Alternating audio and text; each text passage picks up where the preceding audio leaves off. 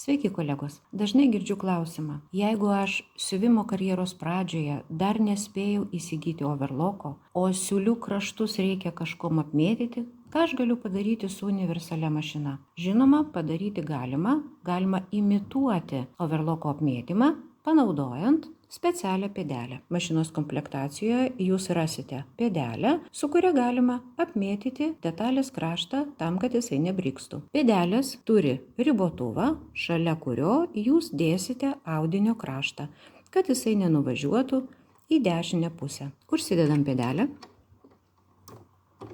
Mašinos turi įvairius apmėtymo imitacijos dygsnius. Jums reikia paimti audinio gabaliuką ir pabandyti, kuris dygsnis jums tinka geriausiai. Tvirtesnėms medžiagoms naudoju štai šitą zigzagą, džinsui puikiai tinka štai šitas zigzagas. Audiniams, kurių kraštai labai smarkiai byra, galima naudoti štai tokį zigzagą su dar papildomu sutvirtinimu. Parodysiu, kaip tai reikia daryti. Užsidėjom pėdelę, pasirenku patį paprasčiausią zigzagą, va štai tokį. Dedu audinio kraštą, kad jis ateitų iki va šitos va svirtelės ribos.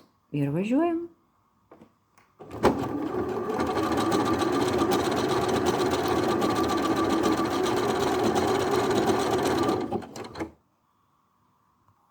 Štai audinio kraštas yra apmėtytas. Sėkmės! Su jumis buvau aš, Ramunė Savilienė.